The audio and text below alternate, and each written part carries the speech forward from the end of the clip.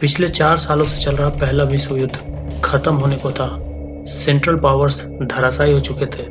German साम्राज्य को इसकी सबसे भारी कीमत चुकानी पड़ी थी। 1914 से 1918 तक चले इस युद्ध में जर्मनी के 20 लाख सैनिक मारे गए थे। वहीं 7 से 8 लाख आम नागरिक जिनका इस युद्ध से कोई लेना देना नहीं था, वे भी नहीं बच पाए।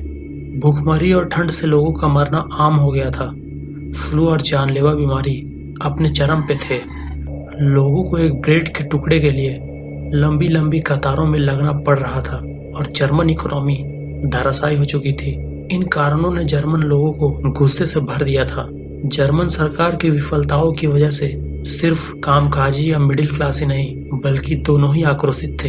इन लोगों का दूसरा निशाना उद्योगपति थे। लोगों को यकीन था कि युद्ध के प्रयासों से जर्मन और यहूदी उद्योगपति लाखों कमा रहे हैं और इनके अलावा हर किसी को नुकसान उठाना पड़ रहा है। इसी बीच जर्मन जनरल एरिक ल्यूडेनडॉर्फ और मार्शल पॉल ने युद्ध विराम करने का मशवरा दिया, लेकिन जर्मन नेवी ने इसे सरकार के इशारे पर रद्द कर दिया। जर्मन नेवी के जहाज ब्रिटिश नेवी से झड़प के बाद महीनों से बंदरगाह पर पड़े हुए थे।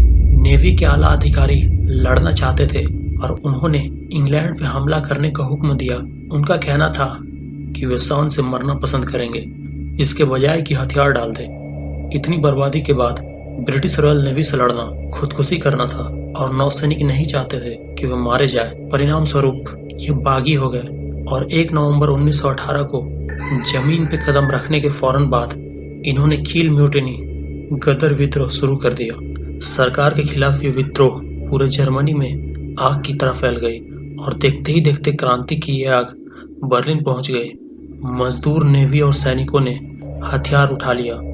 माहौल बिगड़ा हुआ था और लोग इस विद्रोह में दिन ब दिन मारे जा रहे थे। ये सब जर्मन साम्राज्य के कैसर राजा विलियम II को मरा हुआ देखना चाहते थे और जर्मनी में एक नए सरकार की स्थापना।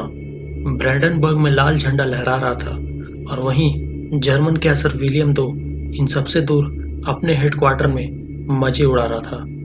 जर्मन जनरल ने उसे पत्र लिखा, कैसर को बहुत बड़ा बलिदान देना होगा, उसे कार्रवाई में मरना है। ये कैसर विलियम II के दिमाग में कभी आया ही नहीं था कि पूरी जर्मन सेना उसके इतने खिलाफ चली जाएगी। वह तो कत्लेआम मचाने के इरादे से अपने वफादार सैनिकों के साथ बर्लिन की तरफ बढ़ रहा था। इसी बीच जर्मन सरकार ने कैसर विलियम का इस्तीफा घोषित कर दिया बिना उसे बताए। अब डेमोक्रेट्स की बारी थी। फ्रेडरिक एबर्ग सोशल डेमोक्रेटिक पार्टी का प्रेसिडेंट जर्मनी का चांसलर बन गया। सवाल अब ये उठ रहा था कि नई जर्मनी कैसी दिखनी चाहिए, जर्मनी में किस तरह की सरकार बननी चाहिए, सोशलिस्ट, डिक्टेटरशिप या डेमोक्रेसी। इस पर ही विचार चल रहा था और वहीं विलियम II मौत से बचने के लिए अपने सैनिकों को छोड़कर नीदरलैंड भाग चुका था। आखिरकार जून 28, 1919 को वर्साइल ट्रीटी या यूं कहे कि दूसरा विश्व युद्ध शुरू करने के समझौते के बाद वीमर रिपब्लिक, एक लोकतांत्रिक सरकार की घोषणा हुई और इसी के साथ 11 अगस्त को जर्मन क्रांति का अंत हुआ। वीमर रिपब्लिक 1919 से 1933 तक चली, जिसके बाद यह अपनी खामियों की वजह से फेल हो गया। फिर Hitler.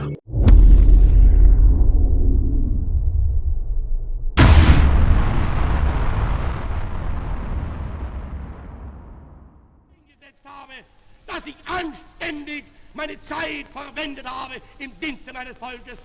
Gib du jetzt deine Stimme ab. Wenn ja, dann tritt für mich ein, so wie ich für dich eingetreten bin.